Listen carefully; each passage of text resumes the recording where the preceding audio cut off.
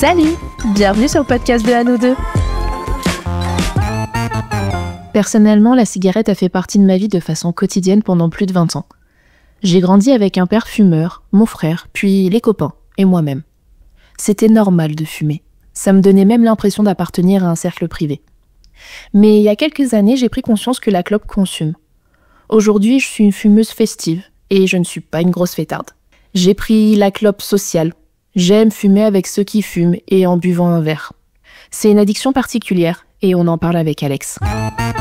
Salut à tous et bienvenue dans ce nouvel épisode du podcast. Aujourd'hui, je suis contente d'aborder le sujet de la cigarette, parce que c'est un sujet important pour moi et que ça faisait un moment que je voulais en parler. Et je suis d'autant plus contente parce que j'avais lancé des petites annonces de participation sur le podcast, sur le compte Instagram, et Alex a répondu pour participer à ce thème. Donc merci beaucoup Alex d'avoir levé la main et d'avoir bien voulu participer sur ce sujet. Avec plaisir. Vu qu'on parle de cigarettes, est-ce que t'es fumeuse aujourd'hui? Ah, spoil. Je ne le suis plus. Ah, bravo, bien joué. Plus du tout? Ouais. Non. Ok, donc ancienne fumeuse. Exactement. Tac. Est-ce que tu peux nous dire quand est-ce que t'as commencé à fumer? Alors, j'ai commencé à fumer, certains diront très jeune. Je pense, fumé ma première cigarette à l'âge de 12 ans. Et ouais, je pense que c'est à peu près ça. Et je pense que c'est devenu une habitude assez rapidement. Et donc voilà, j'ai fumé depuis l'âge de 12 ans. J'ai arrêté de fumer pendant ma grossesse parce que je le voulais et mon corps me l'a aussi dit de manière très très forte, comme quoi c'est très bien fait. Ouais. J'étais extrêmement nauséeuse par l'odeur de la fumée, par voilà. Ouais, comme quoi, alors que ça faisait partie de ton quotidien, quoi. Exactement, et que je me disais que ça allait être très très difficile pour moi d'arrêter, bien que pendant une grossesse, on a une volonté qui est différente parce qu'on le fait pour soi, mais on le fait évidemment aussi pour le bébé qui grandit à l'intérieur de nous-mêmes. Bien sûr. Donc voilà, c'est un peu différent, mais voilà, mon corps a rejeté la nicotine et j'avais un super pouvoir, un odorat extrêmement développé, c'est-à-dire que je sentais mon mec fumer quand il était dehors et que j'étais à l'intérieur. Waouh. Et que ça me mettait des nausées. Donc voilà, l'odeur encore mieux qu'un chien truffier, quoi. Ah ouais. Incroyable. Et donc du coup, ce qui a été chouette entre guillemets, c'est que l'envie ne m'est pas revenue pendant tout le long de la grossesse. Par contre, elle m'est revenue peu après l'accouchement. Il s'avère que j'ai accouché au printemps et que dès que l'été revient, évidemment qu'il y a les petites festivités qui vont avec, les apéros, les barbecues, etc. Et évidemment, voilà. Les apéros amènent addiction. Donc, j'ai tenu jusqu'à, je crois que ma fille avait 18 mois. Non, même plus. 2 ans et demi, je crois. Ouais, c'est pas mal quand même. Donc, plus on va dire les 9 mois de grossesse à peu près. Voilà, donc j'ai fait cet arrêt-là. Et puis, j'ai repris, mon Dieu. T'es retombée dedans, quoi. Ouais, je suis retombée dedans. Alors pour l'histoire, donc j'espère que je peux parler de ça. Tu diras si c'est tabou ou pas, mais il s'avère qu'ils ont mis du CBD à la vente de manière légale, et que moi aussi je fumais de l'herbe avant la grossesse, mais que je n'avais plus envie de reprendre cette substance. Ouais. Mais par contre, le CBD m'a amené en fait une alternative à ça, et qu'en fait mon chéri a commencé à en fumer et ça m'a donné envie en fait, et je crois que c'est ça qui m'a fait replonger, et j'ai replongé petit à petit, tu vois, genre je me disais je fume, allez, un petit le soir, voilà, et puis le petit le soir après manger, et puis après il y a eu le petit avant manger et après manger, et puis après c'est arrivé que finalement ça a été toute la journée. Et c'est revenu très, très vite. Très, très, très vite. De toute façon, je crois que c'est vraiment... de toute façon, c'est une addiction. Mais elle est fourbe et agressive, je trouve, cette addiction, parce que elle revient extrêmement vite, alors que tu mets des mois, voire des années, voire une vie entière à t'en débarrasser, quoi. Moi, aujourd'hui, bah, c'est ce que je disais dans l'introduction du podcast, j'ai vraiment la clope festive. Et je suis pas une grosse fêtarde. Donc, je fume vraiment de façon occasionnelle. Alors que dans le passé, je fumais quotidiennement. Je fumais plusieurs cigarettes par jour. Donc, aujourd'hui, j'ai la clope, voilà, j'appelle ça la clope festive, quoi, en mode, bon, bah, on va boire un verre, je fume une clope. Et en plus, je fume que s'il y a des fumeurs. Parce que sinon, ça va, j'ai pas envie. Donc, j'ai vraiment ce truc social festif, tu vois. Mais bravo, moi, j'en serais, je pense, incapable. Ouais, il y a beaucoup de gens qui me disent ça. Mais du coup, c'est cool parce que j'ai l'impression d'avoir trouvé un bon entre deux, je mets des guillemets, parce que dans tous les cas, fumer, c'est pas bon pour la santé, hein. Mais je le mets dans un cadre vraiment particulier, en mode, bon, bah là, je me fais plaisir. J'ouvre les vannes et je me fais plaisir, quoi. Oui, comme quand tu passes une soirée et que tu bois un peu d'alcool, c'est pas pour ça que tu bois tous les jours. Exactement. Pas, quoi. Voilà, c'est exactement ça. Donc vraiment, je l'ai mis dans ce cadre-là. Mais par contre, là où je voulais en venir, c'est que c'est tenace, dans le sens où passer une soirée à l'extérieur, en terrasse, en train de boire un verre, avec des gens qui fument autour de moi, je suis obligée de fumer. J'arrive pas à tenir, quoi, tu vois. Et je pense, alors je sais pas où tu en es dans ton arrêt de la clope, si c'est récent ou pas, tu nous en parleras si t'en as envie. On va en parler. Ouais. Super. Mais je pense que par contre, quand tu arrêtes vraiment, ça doit être très dur de continuer à côtoyer des personnes qui fument. Je sais pas si ça donne envie ou si ça dégoûte ou quoi, mais ça doit pas être simple, tu vois. Moi, j'ai mon copain qui fume lui au quotidien aujourd'hui, et c'est vrai que genre parfois, bah, il vient me voir, il me fait un bisou et je suis en mode mais purée, tu viens de fumer, quoi. Ouais. Alors que pourtant, je suis aussi fumeuse et tout, mais pourtant, tu vois, il y a encore ce dégoût. Donc, j'imagine que quand tu fumes, et quand tu fumes en soirée, et qu'une personne vient te taper la bise et qu'elle vient de fumer, tu le sens plus finalement. Enfin, ça te dégoûte vachement moins. Ouais. Ah, carrément. Bah, t'es dedans, en fait. Et ouais, c'est ça, ouais. C'est aussi en ça que c'est traître, cette addiction. Cette addiction de la clope. On va essayer de rester sur du début à aujourd'hui, si c'est OK pour toi. Du coup, qu'est-ce qui a déclenché ta première clope vers les 12 ans? Ah ouais, ça c'est super intéressant parce que je me suis faite cette réflexion. C'est que moi je suis de la génération, je suis de 85 et à cette époque-là, on se posait moins de questions par rapport au côté nocif de la cigarette et de l'impact que ça pouvait avoir sur la santé et encore moins sur la santé des personnes qui vivaient autour. Carrément. Et donc moi j'ai vécu avec alors j'ai perdu mon papa très jeune, donc c'est surtout avec ma maman que j'ai vécu, qui était fumeuse, qui a arrêté de fumer à l'âge de 65 ans. Oh, super. Voilà, pareil, parcours incroyable. Et donc, toute ma jeunesse, j'avais une maman qui fumait dans la maison, tous les jours. Tout pareil. Voilà. Mon père, pareil. Qui fumait dans la voiture. Pareil. Voilà. Donc, en fait, je pense que je fume depuis que je suis enfant. Tu vois, c'est que je suis fumeuse passive. Voilà, depuis que je suis toute petite. J'ai 2 grandes sœurs qui ont 14 ans et 10 ans de plus que moi et qui ont été fumeuses également.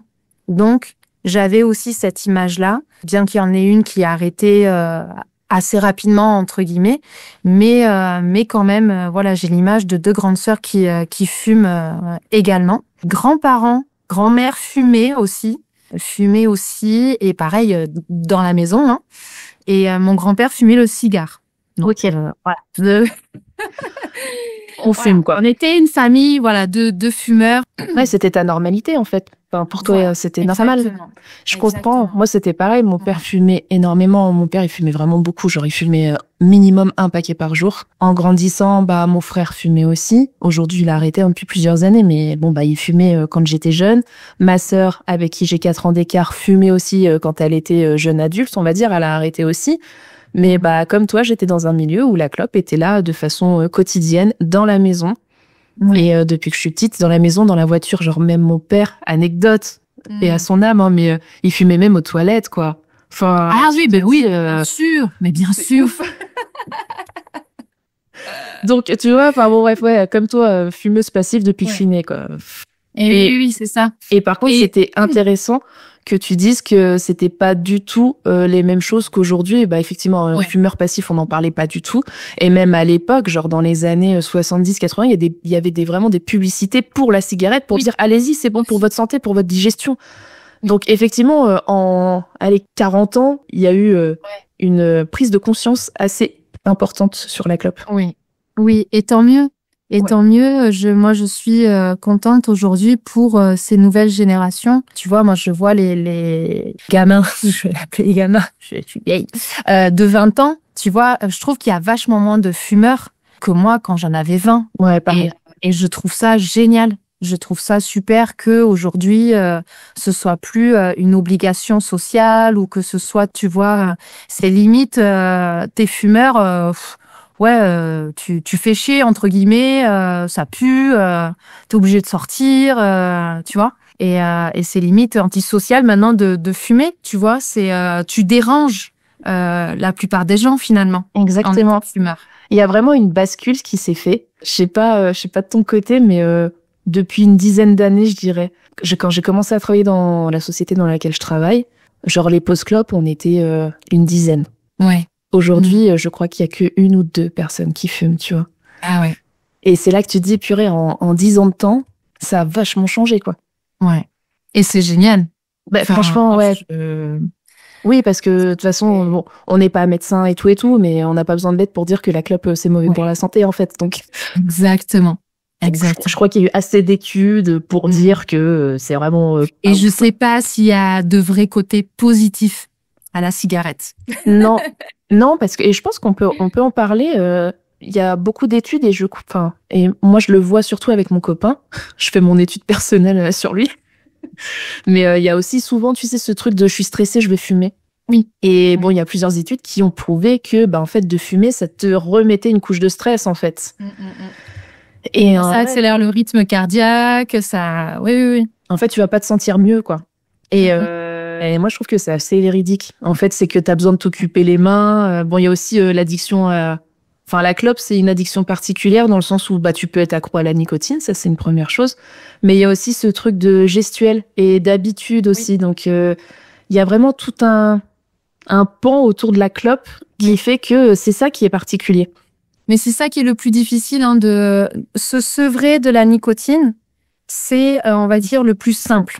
Finalement, c'est se sevrer de cette habitude et de cette béquille qu'on a l'impression d'avoir finalement dans certaines situations, dans certains contextes aussi, comme on parlait en soirée, tu Exactement. vois. C'est que quand t'es fumeur, t'as l'air con d'avoir juste ton verre et de pas avoir un truc dans l'autre main, quoi, tu vois, et d'aspirer de la fumée, tu vois. Et jouer avec, et c'est cool. Et jouer avec, et ouais. C'est débile, on dit comme ça, mais c'est une vraie réalité, quoi. Mais complètement. Mais tu dis, c'est ça, c'est s'occuper les mains. Et donc oui, ce qui est le plus difficile, c'est de se défaire de cette habitude-là, en fait. Et de trouver autre chose. Donc moi, j'en suis là. Alors, venons-en. Depuis combien de temps est-ce que tu as arrêté? Alors, j'ai arrêté, ça fait 4 semaines. Putain, génial. Ça fait 4 semaines, ouais. Et comment tu te sens? Je me sens hyper fière. Trop bien. Ça, c'est un truc, voilà. C'est vraiment quelque chose que j'avais ressenti déjà, tu vois, quand je te disais la première fois où j'avais arrêté. Et que, justement, je retrouvais les copains qui fumaient, etc.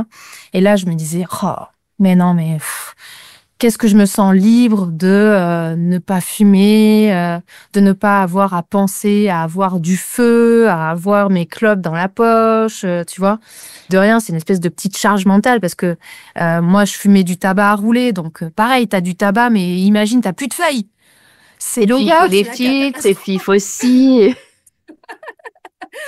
Non, mais grave. Donc, ouais, ça te met un stress, tu vois, de pas oublier ça à la maison parce que tu sais que sinon ta soirée, elle va être gâchée, quoi, tu vois.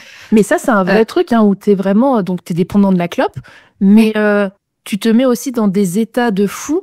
Genre, le matin, tu sais, tu te lèves, déjà, t'as pas eu ta clope parce que t'en as plus, t'as oublié d'en racheter la veille. C'est chiant. Et puis, t'es en mode, purée, faut que je me dépêche avant d'aller au taf, d'aller au bureau de tabac. Et t'es vraiment esclave, en fait, de ton addiction. Ouais. C'est ça. Et c'est ouf, hein. Ça dicte ta vie. Et mine de rien, je dis pas que tu ne penses qu'à ça. Presque, quoi. C'est en fond. Tu vois, j'ai l'impression que c'est comme un logiciel qui est là en fond et qui tourne tout le temps. Ouais. S'il y a des moments, la prochaine post-clope, quoi. C'est ça. Que je respire. C'est ça, t'attends que ça, tu sais. En mode, moi, je vais aller prendre l'air, tu parles, paye ton base. Voilà, j'ai besoin de respirer là, de faire une pause. Je m'aérais les poumons. Complètement contradictoire. Mais oui. Oh Mais là là. ça permet aussi, je pense, et c'est normal, hein, mais de se déculpabiliser parce qu'on sait que fumer c'est de la merde. Mais oui. Mais ça permet de se déculpabiliser en rigolant et tout et tout. Enfin, bon. Après, voilà. Du coup, je t'ai coupé. Non, il n'y a pas de souci. Donc, ça fait 4 semaines que j'ai arrêté de fumer. Alors, c'est grâce à moi en premier lieu. Mais aussi, c'est grâce à un ami qui s'appelle Pierre, qui a arrêté de fumer. Alors, je pense qu'il a arrêté de fumer genre 4 semaines avant moi ou 3 semaines avant moi. Il y a mon chéri qui s'est mis à arrêter de fumer 1 semaine avant moi. Et donc, j'ai arrêté 1 semaine après mon chéri. Donc, évidemment que c'est beaucoup plus facile quand on est en couple et que les deux arrêtent. Ça, c'est évident, je pense. Ça faisait un moment qu'on y pensait, qu'on en parlait, qu'on se disait qu'on aimerait bien ne serait-ce que diminuer ou machin. Alors, moi, j'arrivais à ne pas trop fumer, mais j'avais quand même besoin de cette clope après manger, tu vois. Donc, ça m'était difficile d'arrêter complètement. Et Pierre a arrêté, je pense, avec sa volonté, évidemment, mais il a lu un bouquin. Alors, c'est le bouquin que tout le monde parle pour arrêter de fumer, qui s'appelle « La méthode simple pour en finir avec la cigarette », je crois. D'accord. C'est d'Alen Carr. Et donc, Pierre l'a lu et a arrêté de fumer. J'ai trouvé ça incroyable. Je lui ai dit « Prête-moi ce livre ». Donc, j'ai mis un petit moment avant de me lancer, parce que je me suis dit que si je me lance dans le bouquin, il est tout petit, il est très fin et il se lit très très vite. Okay. Je me suis dit que si je le commençais, il fallait que je le finisse rapidement et que je le laisse pas traîner. Voilà. Et ça, je pense que c'est à peu près à la même période où je réponds à ta demande de participation au podcast sur la cigarette. Ok. Donc, si tu veux, ça me trotte. Et je dis, bon, allez, j'ai envie d'en parler. Voilà, j'ai envie de parler de mon expérience, de ma réflexion, en tout cas, autour de tout ça. Donc, on se met en lien, tout ça, et on décide de la date de cet enregistrement. Et je t'avoue que j'ai pris la date la plus éloignée possible en me disant, si j'arrive à arrêter de fumer au moment de l'enregistrement, ce serait merveilleux. Et regarde, on aurait pu le faire 1 mois plus tôt. Incroyable. Ouais, mais j'ai moins de recul sur la chose. Là, j'ai des trucs à dire sur les 4 semaines qui viennent de passer. Et voilà. Et donc, secrètement, tu vois, je m'étais donné un peu ce challenge, entre guillemets. Et en même temps, je me disais, si j'y arrive pas, c'est pas grave. J'aurai des choses à dire quand même sur ma relation à la cigarette. Et pour dire, je ne l'ai dit à personne. Je ne l'ai dit à personne. Les premières qui ont été informées, c'est mon chéri et un copain qui étaient là lundi dernier. Ok. Et ça fait un moment qu'on avait calé cette date-là. Et carrément, oui. Tu vois. Donc tu vois, je l'ai dit 4 jours avant. Qui est trop bien. Bah, je suis contente de participer à cet arrêt de cigarette. Eh ben, écoute, merci à toi. Quand tu vois, les choses, elles arrivent pas. Les planètes s'alignent. Voilà, les choses s'alignent. Et pour finir également, tu vois, ce début d'année a été compliqué pour moi au niveau personnel pour beaucoup de choses. Voilà, ça remue beaucoup en moi. Il y a beaucoup de remises en question, etc. Donc c'est une période qui est pas facile. J'arrive à m'en sortir là aujourd'hui, mais au moment où j'arrête, il y a 4 semaines, je suis pas au top de ma forme et je me suis posé la question, mais pourquoi je m'inflige ça en plus? Tu vois, est-ce que c'est le bon moment d'arrêter? Et j'ai envie de dire, s'il y en a certains qui se posent la question, est-ce que c'est le bon moment? Il y a jamais de bon moment, il y a jamais de mauvais moment en fait. C'est quand on le sent. Et même si on est en période de stress, même si on est en période d'examen, même si on est en période, voilà, je dis n'importe quoi, de grosses remises en question et de machin, mais qu'on se le sent, il faut le faire. Il faut se lancer. Et j'ai envie de dire, même, tu vois, c'est arrivé finalement au meilleur moment de ma vie, dans le sens où au moins, je suis fière de ça. J'ai une estime de moi-même qui est un peu basse en ce moment. Et finalement, ben, il y a ça qui vient me dire que, au moins, tu fais un truc cool. Tu vois ce que tu sais faire? Voilà. Exact. Tu vois? Et donc finalement, ça amène aussi, tu vois, une fierté et une confiance en soi qui va aider pour les autres choses derrière. Évidemment, c'est sûr, parce que tu te dis, je suis en train de réussir quelque chose, en fait, qui me paraissait insurmontable. Et ça, c'est beau, et franchement, bravo, parce que je pense que c'est hyper dur d'arrêter avec ce type d'addiction. Et en plus, donc, si je comprends bien, t'as un peu arrêté du jour au lendemain. T'as pas fait de phase de transition. Non. Non. Ok. Parce que ça aussi, il y a des personnes qui qui préfèrent faire en douceur, de réduire petit à petit. J'enlève une clope pendant 15 jours, j'enlève une première clope, et puis les 15 jours suivants, enfin bon, voilà. Chacun fait à sa sauce, en fait. Et je pense qu'il y a ça aussi qui est important. Il y en a qui vont, faut s'écouter et faut faire, comme on le sent, en fait. Il y en a qui vont se dire, non, je crois que pour moi, il vaut mieux que j'arrête du jour au lendemain. Pour moi, on va faire dans la douceur et on va y aller tranquille. D'autres, ça va être en middle. Enfin, l'important, c'est, l'épisode est pas non plus là pour dire, faut arrêter de fumer. Non, chacun fait ce qu'il veut, hein. Vous êtes tous adultes. Enfin, normalement, on est adulte quand on fume, parce qu'on n'a pas le droit d'acheter à moins de 18 ans. Mais non, et puis on le sait que c'est dur. Voilà, on sait que c'est dur. Et moi, la première, j'arrive pas à vraiment arrêter, même si c'est de l'occasionnel. Je suis toujours fumeuse occasionnelle, quoi. Donc vraiment, il y a pas, c'est pas du tout un épisode pour dire il faut arrêter de fumer. C'est vraiment un épisode pour raconter l'expérience avec la clope. Et je sais à quel point c'est difficile. Moi, mon papa a fumé toute sa vie. Il est décédé jeune aussi. Il est décédé à 62, j'ai un petit bug, 61, 62.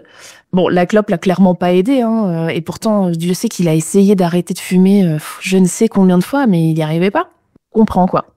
Ouais. Chacun fait comme il peut et comme il veut aussi. En tout cas, moi, voilà, ce livre m'a beaucoup aidé. Il est très simple, hein. Enfin, voilà, il faut pas s'attendre à un truc hyper complexe et hyper détaillé. Il est pas culpabilisant. Ça, c'est chouette aussi. Ouais, c'est bien. Et voilà, il y a des choses très concrètes. Pareil, ce que je trouve rigolo, entre guillemets, dans ce livre, il dit bien que il ne faut pas arrêter avant d'avoir fini le livre. En gros, c'est que tu lis un bouquin sur l'arrêt de la clope, tout en fumant des clopes. Et c'est limite, il parle de clopes, tu fais « Ah ouais, j'ai envie trop d'en fumer une !» Ça, c'est comme quand tu regardes un film ou une série, tu vois les gens fumer. Oui. Et là, tu te dis, vas-y, je vais m'en griller une tout de suite après, j'en peux plus. Tu vois. Ouais. Donc, c'est pour ça que, en soi, voilà, je disais, il est pas culpabilisant et c'est cool. Et en gros, c'est toi qui décides, entre guillemets, quand est-ce que tu arrêtes. Tu peux décider de ne pas finir le livre, tu vois. Je pense qu'à partir du moment où tu décides de le lire, c'est qu'il y a une volonté derrière. Donc, faut profiter de cet élan, de ce tremplin pour se lancer. Au moins essayer. Après, c'est ça. L'échec fait aussi partie du chemin pour peut-être arrêter plus tard. Hein. Exactement. Et il le dit bien aussi, ouais. Ok, non, mais c'est cool de le dire parce que, oui, tu vas peut-être essayer et pendant 2 mois, t'as réussi à arrêter et puis tu replonges et puis, tu replonges pendant, j'en sais rien, 6 mois, 1 an et puis, hop, après, tu vas avoir ce déclic d'arrêter et puis peut-être que là, ça sera la bonne, en fait. Donc, suite à ça, j'ai arrêté d'un coup et je me suis pris une application. Alors, qui est gratuite. J'ai juste la version gratuite, donc j'ai très, très peu de choses sur cette appli. Mais il y a quand même le décompte des jours. Donc, c'est pour ça que je peux te dire que ça fait tant de jours et que j'ai pas fumé tant de cigarettes. Donc, je suis à plus d'une centaine de cigarettes que je n'ai pas fumé, tu vois. C'est trop bien. Et ça, c'est pareil, ça motive, ouais. C'est des choses toutes bêtes, mais... aujourd'hui, on a des outils qu'on n'avait pas avant aussi, tu vois. Parler de changer les habitudes. Tu vois, moi, j'en suis à... Alors, je mâche beaucoup de chewing-gum Hollywood. Voilà, j'ai besoin d'occuper ma bouche. Donc, je dis pas que c'est la meilleure des choses non plus, mais je me dis que c'est pas... Ça sera moins pire que du goudron. Voilà. Et j'ai également, tu vois, on parle de cette cigarette festive. Moi, pour ce genre de moment, j'ai une vapote où je mets du e-liquide où il n'y a pas de nicotine. Surtout pas, parce que sinon ça me ferait replonger. Mais en tout cas, voilà, j'ai ce truc-là de aspirer un truc, de cracher de la fumée et de te la péter en société avec ta fumée. Je vois très bien. Mais il y a aussi un autre truc, tu sais, là on parlait de l'application en disant bon là ça va te dire tes jours, ça va te dire le nombre d'années de vie que tu gagnes et tout. Ouais. Mais il y a quand même un gros truc quand même important sur la clope qui peut aider à arrêter, c'est le coût aujourd'hui. Bon alors l'État a mis ça en place et je pense que franchement ça a aidé ou soumis beaucoup de personnes à arrêter. Oui. Ça dépend le regard qu'on a dessus. Mais un paquet de clopes aujourd'hui, ça coûte cher. Les gars, Franchement, c'est hallucinant. Ouais. très cher. Donc ça aussi, c'est quelque chose qui, je pense, voilà, encore une fois, motive ou pas, mais soumet aussi les personnes à arrêter. Parce que je crois que le papier est à 13 balles aujourd'hui, 12 ou 13 euros, quoi. C'est énorme. Ouais, moi j'en étais à 20 balles si j'achetais les feuilles Les roulés, tu vois. ouais, mais... Donc oui, c'est clair que c'est une motivation au niveau économie. Et aussi, moi, j'avais une motivation de me dire, c'est de l'argent que je donne plus à l'État, quoi. Bon, ça, c'est notre motivation. Au passage. Ça peut être pas mal de voir ça de ce point de vue-là. Carrément. Du coup, on a abordé le sujet de ton arrêt de clope. Et je me posais une question, qui est une double question. Qui est la question de, c'était quoi tes motivations pour continuer à fumer quand tu étais fumeuse? Pourquoi est-ce que tu continues à fumer? Je peux aussi répondre à cette question. Et quelles ont été tes motivations pour arrêter? Qu'est-ce qui a fait, mis à part le livre et tout, mais comme tu disais, il y avait quand même un cheminement en amont. Est-ce que tu pourrais nous en parler et expliquer un petit peu tout ça? Le pourquoi est-ce qu'on fume, en fait? Et pourquoi est-ce qu'on se dit, je vais peut-être arrêter? Tout à fait. Les motivations au départ, elles sont essentiellement sociales. C'est-à-dire que j'ai commencé à fumer avec des personnes qui étaient un peu plus âgées que moi déjà, et que tu as envie de t'intégrer à ce groupe. Je me souviens très bien que c'était dans un centre de vacances et qu'en effet, pour pouvoir traîner avec ces personnes-là, je devais un peu faire comme elles, tu vois. C'était essentiellement des filles. Donc voilà, il y a ça. Et puis après, collège, lycée, c'est évidemment appartenir à ce groupe cool, tu vois, qui fume. Et puis après, tu vois, quand j'ai arrêté avec la grossesse et que j'ai repris derrière, là, ça a été une motivation un peu haute, c'est-à-dire, déjà, c'était pour fumer du CBD, donc il y avait retrouvé un petit peu les sensations ou, tu vois, des goûts similaires à l'herbe, et aussi retrouver cette impression de, comme on disait, tu vois, je sais pas si ça se dit, de soupape, ou en tout cas, en étant jeune maman. Voilà, pour décompresser. Étant jeune maman, voilà, t'es soumis à des moments de craquage, des moments où t'as envie de souffler, de te retrouver 5 minutes toute seule. Et en effet, c'était ce besoin-là, tu vois, d'aller sur le balcon et de prendre 5-10 minutes pour fumer, quoi. C'était 5-10 minutes pour toi aussi. Ouais, c'est ça. Et pour avoir l'impression de respirer, tu vois, c'est ce que je disais, c'est que des fois, quand on a envie d'une clope, c'est que, en fait, on est dans un état de stress, d'anxiété, de machin, qu'on a envie de retrouver son calme et de finalement de faire cette respiration-là tu vois, de gonfler tes poumons et de tout recracher. Voilà. Sauf que là, tu le fais avec de la nicotine et avec toutes les substances toxiques qu'il y a dans les cigarettes, quoi. C'est ça. Ouais, c'est vraiment le besoin d'avoir une pause mentale, en fait. C'est le prétexte de se dire, faut que je fasse quelque chose pendant cette pause. Donc, je vais fumer, quoi. Ça. C'est un peu ça, en fait. On nous a pas appris à décompresser ou voilà, juste rien faire, ou ne serait-ce que, tu vois, de se poser et de prendre 3 grandes inspirations, tu vois, et de faire tu vois, et de souffler et de souffler justement toute ton anxiété, toute ton énergie négative, tu vois, dont tu as besoin de te relâcher à ce moment-là, en fait. Ouais, c'est vrai.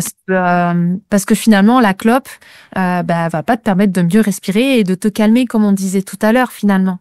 Tu vois? Tu vas avoir cette impression-là, mais finalement, la situation sera la même. Et donc après, les motivations qui m'ont donné envie d'arrêter, alors, il y a ma fille, qui a été une grande source de motivation. Elle a quel âge aujourd'hui, si tu veux bien le dire? Bien sûr, elle a 7 ans. Elle a 7 ans. Elle se rend compte. Exactement. Et elle est tout à fait capable de te dire, maman, la cigarette, c'est pas bien. C'est pas bien de fumer. Voilà. Et donc oui, quand ta fille de 7 ans te dit ça et que tu lui dis « Oui, je sais, ma fille, je sais, c'est pas bien de fumer. Tu fumeras pas quand tu seras plus grande, hein. Mais moi, je continue de fumer. » Je te le dis en fumant une clope, ok? Aïe, aïe, aïe. C'est horrible, tu vois. Et c'est dur, cette culpabilité-là. Et je compatis avec ces personnes qui vivent ça aujourd'hui, tu vois, et qui sont dans cette contradiction voilà, de se dire que c'est pas bien de fumer, mais j'y arrive pas, quoi. Et que c'est dur. Donc oui, aujourd'hui, j'ai la fierté de dire que j'ai arrêté grâce, en effet, à cette petite fille qui me regardait droit dans les yeux en me disant que c'était pas bien. Et je le fais pour moi, évidemment. Je le fais pour moi, cette envie de ne pas réduire mon espérance de vie, quoi. Parce que j'ai envie de vivre le plus longtemps possible et que la cigarette, ben, on le sait, ça réduit ton espérance de vie, quoi. Voilà. Et en 4 semaines, est-ce que tu sens déjà des effets? Alors que ça soit négatif ou positif, hein, parce que c'est pas facile d'arrêter. Oui. Mais est-ce que sur du positif, tu sens des améliorations? Je sais pas, côté respiratoire, côté santé de la peau aussi, hein, parce que de fumer, clairement, ça te bouche aussi les pores de la peau et souvent la peau est moins belle, je mets des guillemets, mais bon voilà, ça vieillit aussi la peau, tes cheveux ils sentent mauvais, enfin bon, il y a plein de choses en fait, hein. Oui, oui, bien sûr. Bah, les effets immédiats, entre guillemets, c'est évidemment l'odeur que tu portes, en fait. Et qu'en effet, après avoir fumé, aller faire un bisou, à ma fille, tu vois, je le sentais même moi-même, tu vois, que bon, elle devait se dire, oh, elle pue, maman. Maman, tu pues là. Donc, ah ouais, maman, tu pues la clope. Donc ouais, ça c'est un effet immédiat en fait voilà, d'avoir cette liberté entre guillemets, de me dire ben je peux aller faire un bisou à ma fille dès que j'en ai envie et à mon chéri aussi, et puis aux personnes qui sont non fumeuses aussi, tu vois, j'avais une espèce de culpabilité en étant fumeuse, tu vois, de faire la bise. Ne serait-ce que ça, à des personnes qui ne fument pas, et de me dire, oh, ils doivent sentir, tu vois, le tabac froid qui est sur moi, machin. Donc ça, c'est clair que c'est un effet immédiat, quoi. Voilà. Et l'odeur sur les doigts, l'haleine, et voilà, et sur tes vêtements. Ensuite, après, je suis pas une fille qui regarde trop sa peau et qui fait attention à tout ça. Donc, je peux pas te dire. Il faudrait dire ça à mon chéri. Est-ce qu'il voit un éclat nouveau, peut-être. Mais sûrement que voilà, ça a un effet. Après, tu ressens quelque chose? Alors, moi, j'ai l'impression que j'avais déjà un bon odorat, même quand j'étais fumeuse, en fait. Bon, peut-être que c'est un peu prétentieux de ma part, j'en sais rien, mais en tout cas, j'ai pas senti de différence par rapport à ça, par rapport à l'odorat et le goût, qui sont évidemment liés. Mais je crois que mon chéri, oui, il a ce truc-là. Donc oui, après 4 semaines, 5 semaines, on peut déjà avoir bien sûr. Genre de retour, peut-être. C'est pour ça que je te pose la question, parce que c'est nouveau le fait que tu as arrêté de fumer, mais c'est aussi pour dire que en fait, en peu de temps, on redécouvre déjà des sensations que la clope avait mis sous le tapis fortement, quoi. Donc je trouve ça cool aussi, tu vois, que tu puisses en parler et d'avoir un retour d'expérience frais pour des personnes qui, bah, peut-être ça va les motiver aussi. Alors c'est peut-être des trucs bateaux hein, qu'on dit, mais effectivement ça relève aussi de choses très simples où bah oui, tu vas aller faire un bisou à ta fille quand t'as envie et sans qu'elle te fasse de remarques que tu pues la clope, quoi. Ou aller taper la bise à un copain ou une copine qui ne fume pas et ne pas avoir cette culpabilité de lui faire sentir ce tabac froid, quoi. Non, c'est clair. Je pense qu'il y a plein de petites choses comme ça qui sont importantes. Ouais. Et dont on se rend même plus compte. Ouais. Oui, et puis comme je disais tout à l'heure, cette charge mentale. Enfin, tu vois, moi, quand je sors, aujourd'hui, bon, j'oublie pas mon paquet de chewing-gum. Du coup... T'as la charge du chewing-gum maintenant. Voilà, c'est ça. Je suis esclave du chewing-gum aujourd'hui. Mais j'espère que bientôt, tu vois, si j'avais pas de chewing-gum, c'est pas grave, tu vois. Mais ça enlève quand même cette charge mentale. Moi, j'avais toujours ma sacoche avec mes papiers, etc. Et j'avais ma sacoche de tabac à rouler, quoi. Ouais. Tu vois. Et aujourd'hui, bah, j'ai plus de sacoche de tabac à rouler. Et j'ai pas ce stress de me dire ah il faut pas que j'oublie, tu vois, avant de partir en soirée ou quoi, tu vois. Et après au niveau respiration, j'ai l'impression d'avoir retrouvé un petit peu de souffle, mais c'est peut-être dans ma tête, je sais pas.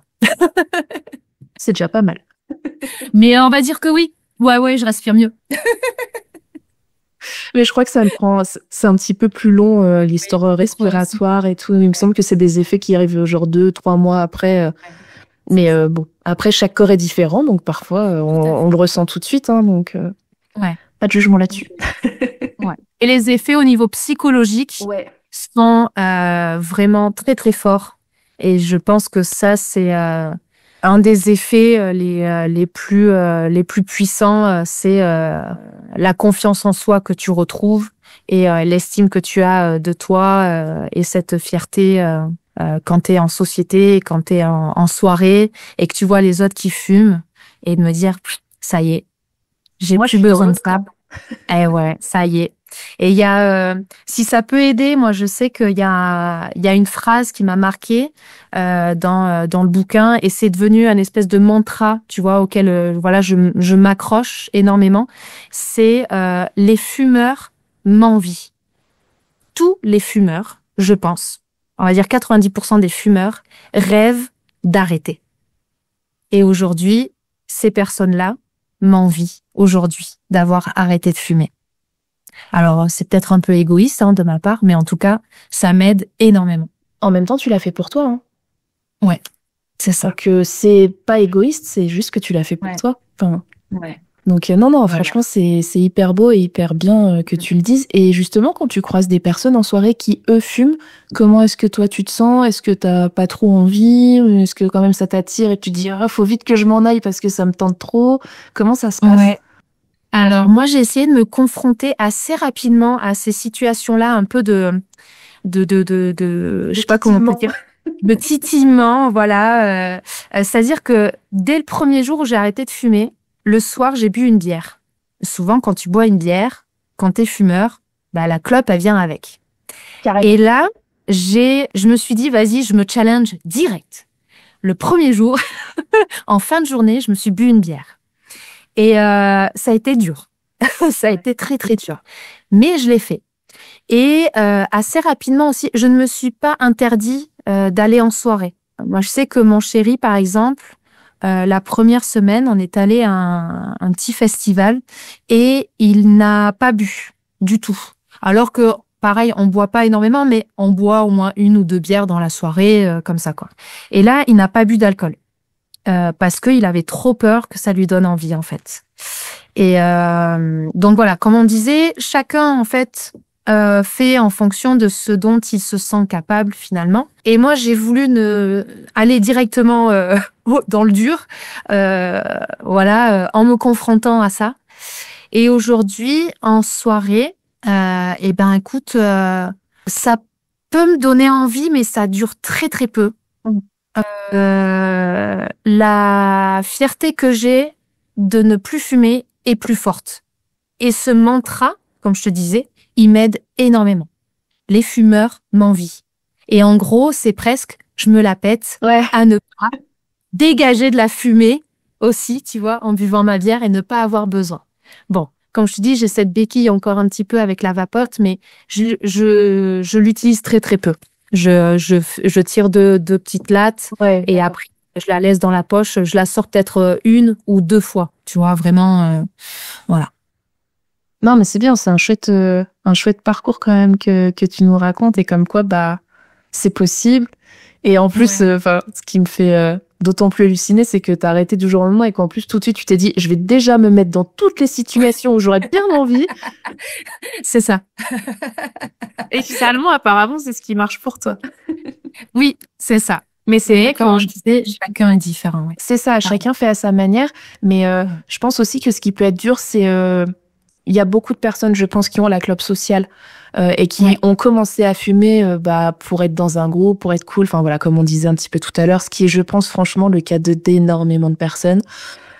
Et du coup, aussi, d'arrêter de fumer, tu peux te sentir un peu exclu du groupe. Si je donne un exemple, mais dans ton groupe d'amis, tout le monde fume. toi, t'arrêtes. T'arrives à arrêter, tu t'y tiens. Ouais. Bon, bah, en soirée, tout le monde va aller sur le balcon pour s'en griller une, et puis, bah, toi, tu vas rester tout seul sur le canapé à attendre les autres, quoi. Ouais. Donc, c'est vrai qu'il y a aussi, enfin, mine de rien, il y a tous ces trucs sociaux, psychologiques, où on sait que, bah, potentiellement, on peut se retrouver seul, parce que si on n'a pas la force d'aller sur le balcon avec eux sans fumer, et puis d'entendre les réflexions, bah, vas-y, prends-en une, c'est pas grave, et tout. Enfin, parce qu'il y a ça aussi, hein, il y a la pression, hein, ouais, comme avec l'alcool, hein. J'ai fait un épisode sur le rapport à l'alcool. Pour moi, c'est la même c'est la même pression qu'on peut te mettre en disant, oh, mais c'est bon, là, tu t'en grilles une, allez, c'est bon, ça fait 6 mois que t'as arrêté, tu peux bien te le permettre. Ouais. Bah non, en fait, parce que il y a trop le risque de me dire, bah déjà, désolée, mais je vais niquer mon challenge personnel, entre guillemets. Ouais. Et puis, bah, j'ai le risque de retomber dedans. Enfin, tout le monde, effectivement, je me rends compte, hein, de la chance que j'ai d'arriver à fumer que de façon occasionnelle et de pas retomber dedans de façon quotidienne, parce que quand j'en parle aux gens, tout le monde me regarde avec des yeux en mode, ah ouais? Genre, t'y arrives. Et j'ai une copine à force qui, elle, était vraiment fumeuse au quotidien. Elle a arrêté et elle me disait, bon, je vais essayer de faire comme toi et de faire que la clope occasionnelle. Et maintenant, elle y arrive. Donc, alors, quand on se voit toutes les deux, on se tape le paquet, hein. Du coup. Et ouais, c'est ça. Parce que par contre, donc, je sors pas énormément, mais quand je sors, ouais, on achète un paquet pour la soirée, quoi. Parce que bon. Oui. Ah oui. Mais c'est vrai que je me rends compte qu'il n'y a pas beaucoup de personnes qui arrivent à avoir... Alors, je dis pas que c'est bien aussi, hein. Moi, c'est vrai que je vis très bien avec ça parce que c'est tellement occasionnel. Ça m'arrive peut-être une fois par mois de fumer, quoi. Donc, pour moi, c'est vraiment très occasionnel. Mais je me sens, entre guillemets, aussi chanceuse, tu vois, comme toi, de me dire, bah, en fait, c'est moi qui choisis. Oui, c'est ça. T'es pas dépendante. C'est ça. Je suis pas dépendante parce que, bah, je peux aussi faire des soirées avec des personnes qui sont non fumeuses. Et j'ai aucun problème. À aucun moment, je vais avoir envie. Mais effectivement, par contre, je suis dépendante de ce truc de quand les autres fument autour de moi, c'est dur, quoi. C'est trop tentant. Ouais, c'est vraiment tentant. Et je serais curieuse de savoir, du coup, dans l'épisode, parce que je l'ai pas écouté, l'épisode sur l'alcool, du coup, en effet, quand t'es en soirée, que toi, tu n'as pas envie ou que tu ne bois pas d'alcool et qu'il y a les autres qui te disent, allez, bois un verre, etc. Est-ce que vous en avez conclu quelque chose avec dans votre discussion? En fait, pas forcément. Moi, j'en ai conclu qu'on te mettait, enfin, que en France, parce que bon, je parle de ce que je connais et j'ai vécu qu'en France. Il y a un truc avec l'alcool, tu vois. Genre vraiment, je trouve qu'il y a une pression sociale avec l'alcool. C'est que déjà, on va proposer de boire un pot ou de boire un verre d'alcool pour tout et pour rien. Il fait beau, bah vas-y, viens, on sort, on va se boire un verre. Et tu vois, c'est sous-entendu, on va boire un verre d'alcool. Et que quand toi, t'arrives au bar et que tu commandes ton jus de tomate, et ça, je parle vraiment d'expérience très réelle de ce que je vis parfois, où j'arrive et tout le monde prend sa bière, son vin, et que moi je dis un jus de tomate. T'as toute la tablée qui se retourne comme ça sur moi. Et enceinte? Pourquoi? Tu prends pas un verre? Et je suis là genre, bah non, j'ai pas envie. Ah bon, bah toi tu bois, Pauline, alors, tu vois. T'as pas eu T'es enceinte?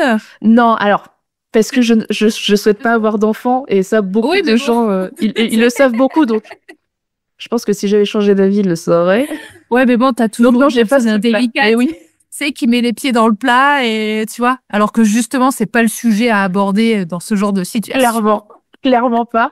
Mais oui, bah, j'ai déjà eu des trucs où, en fait, parfois, j'ai eu besoin de me justifier de pourquoi est-ce que je voulais pas boire. Et en fait, c'est chiant aussi parce que, mais bon, ça, c'était moi qui voulais me justifier, mais parce que je me sentais malaisée, tu vois. L'année dernière, j'ai eu une période compliquée. Du coup, j'avais un anxiolytique léger, mais anxiolytique quand même. Donc, du coup, j'étais en mode, bah, je veux pas boire d'alcool avec. Et on a fait quand même quelques soirées avec des amis. Et tu vois, tout de suite, je me justifie en disant, bah, non, je prends pas d'alcool parce que là, j'ai un traitement anxiolytique, tu vois. Et j'osais pas enfin, tu vois, j'étais en mode, putain, il faut que je me justifie. Et pour la clope, bah, quelle excuse est-ce qu'on peut avoir? Quelle excuse? Bah, y a pas, enfin, la plus grande des excuses, c'est de dire, bah, j'ai pas envie de fumer, quoi. J'ai pas envie de m'intoxiquer. Et après, je me pose la question de vraiment si t'es confronté, enfin, si j'étais confrontée constamment par les mêmes personnes à des soirées, je me poserais la question de est-ce que j'ai vraiment envie d'aller à ce genre de soirée, tu vois, avec ce genre de personnes. Tu vois, je mettrais de côté si la volonté elle est un peu friable et un peu fragile. Je pense qu'au début, il vaut mieux se protéger de ça quand même, tu vois. Je suis d'accord. Mais c'est moi j'ai de la chance. de pas avoir ce genre de personnes. Au contraire, tu vois, c'est alors soit les gens ils disent rien parce qu'ils sont fumeurs et qu'ils culpabilisent et qu'ils font ah c'est bien, tu vois. Et je leur en veux pas du tout. Enfin, tu vois, c'est normal qu'ils aient ce comportement-là, tu vois. Et même limite, je le dis pas en fait. Tu vois, j'ai même pas le besoin de dire ah j'ai arrêté de fumer, tu vois. Ah j'ai passé la soirée, je vais pas fumer. Non, j'ai pas envie de, tu vois, de me la péter avec ça. Par contre, oui, si on me dit ah tu fumes pas, il fait bah non, j'ai arrêté de fumer. Ah bon, donc t'as cela, t'as ce ah ouais trop chouette, trop cool, j'aimerais trop machin. Et puis t'entames une discussion. Mais j'ai jamais eu ce truc-là de tiens, vas-y, prends-en une, quoi. C'est bon. Non. Je pense qu'il y en a qui le font. Enfin, j'ai déjà été confrontée et il y en a qui le font. Et c'est aussi un des trucs où parfois, suivant ton cercle social, familial et tout que tu peux avoir, ça peut être quelque chose qui peut te rebuter aussi à arrêter. Enfin, tu vois, c'est ce que je disais tout à l'heure. En fait, tu sors du cercle, quoi. Mais comme tu dis, je pense aussi que je préférais ne pas appartenir à ce cercle parce que ou en tout cas de manière temporaire. Voilà, c'est ça, arrêter un petit moment, le temps de toi aussi t'apaiser et te régulariser dans cet arrêt de cigarette pour te sentir mieux et plus à l'aise avec ça, parce qu'en fait c'est un changement de vie aussi que d'arrêter de fumer. Enfin, on le disait, tu changes tes habitudes et ça a la vie très dure en plus du manque de nicotine. T'as un besoin de soutien énorme en fait des personnes qui t'entourent, que ce soit du cercle proche ou du cercle moins proche, tu vois. Mais ce que je trouve hyper bien dans ton cas, c'est que vous fassiez ça en groupe, en fait. Ouais. Vous êtes plusieurs dans ton entourage très proche, de ce que je comprends, à arrêter ensemble à des périodes vraiment rapprochées. Donc c'est chouette. Et tu vois, ça en motive peut-être un autre. Et c'est ça qui est cool. Trop chouette de faire un effet boule de neige comme ça. Carrément. Et puis, c'est vrai qu'on n'en a pas trop parlé, mais je sais pas si toi tu y es sensible, mais écologiquement parlant aussi, la cigarette, c'est une cata, en fait. Oui. Et à produire, et après, en termes de déchets. En traitement. Donc, ça peut aussi, pour des personnes qui sont fumeuses et pour qui la cause écologique parle, ça peut aussi être un moteur pour arrêter. Ouais. En plus de donner des sous à l'État. Est-ce qu'il le mérite? Je ne sais pas. Mais c'est un acte politique finalement, hein. Carrément. Tu vois. Mais tout l'est, donc forcément ça l'est. Oui. Mais je pense que chacun peut trouver ça ou ses motivations pour arrêter finalement. Et le plus important, comme on dit, c'est de se sentir en adéquation avec soi. Exactement. Est-ce que tu avais des choses à rajouter sur le sujet? Eh ben non, écoute, on a dit quand même pas mal de choses. Je pense qu'on a abordé pas mal de points. En tout cas, si on a des auditeurs ou auditrices qui veulent partager leur expérience ou ajouter des choses à ce qu'on a dit, vraiment, n'hésitez pas. Les commentaires sur Insta sont faits pour ça, sur YouTube aussi. Vous pouvez participer et ça sera toujours un plaisir de pouvoir vous lire. En tout cas, Alex, soutenez-vous les uns les autres, soutenez-vous. Si vous n'avez pas de soutien autour de vous, allez en trouver dans ce genre de petits rendez-vous, je sais pas comment vous dire. Ouais, mais si, c'est ça. Je pense que même il y a des forums et tout qui existent. Il doit y avoir des groupes de parole. C'est pareil, je sais pas trop comment ça s'appelle, mais j'imagine que ça doit exister. Franchement, aujourd'hui, en 2025, et depuis quelques années maintenant, on a un outil qui s'appelle Internet et qui est incroyable quand on en fait bon usage. Donc, je pense qu'il y a des choses qui existent pour pouvoir s'exprimer et rencontrer d'autres personnes dans sa région, dans sa ville, qui sont aussi dans ce processus. Et puis, on l'a pas dit parce que moi, j'en ai pas fait appel, j'en ai pas ressenti le besoin, mais je pense que si on a besoin de se faire aider, évidemment, n'hésitez pas, en fait. Carrément. C'est pas une faiblesse, au contraire. Au contraire, c'est une force énorme de demander de l'aide à des organismes, à justement des personnes qui sont expertes de cette addiction et qui vont pouvoir donner des outils et un accompagnement peut-être personnalisé, etc., quoi. Oui, tout à fait. C'est vrai qu'on n'en a pas parlé. Vous, ce qui a déclenché, c'est la lecture d'un livre spécifique là-dessus. Mais il y a plein de choses qui peuvent exister. Déjà, avoir un suivi psychologique, ça peut aider à avoir des déclics. Il peut y avoir de l'hypnose aussi. Apparemment, ça marche bien. L'acupuncture aussi, il y a des bons résultats. Après, il peut y avoir aussi des pastilles qui existent. Enfin bon, il y a énormément de choses aujourd'hui qui sont mise à disposition entre guillemets pour aider les personnes à arrêter de fumer. Donc si vous en avez envie, vous pouvez vous renseigner et déjà en parler à votre médecin traitant. Ça peut être déjà un premier pas. Déjà, ouais. Si vous savez pas par où commencer et où aller, ça peut déjà être sympa d'en discuter avec lui ou avec elle. Merci beaucoup, Alex. Avec grand plaisir. Merci d'avoir partagé ce moment avec nous. Si cet épisode vous a plu, n'hésitez pas à en parler autour de vous et sur les réseaux sociaux.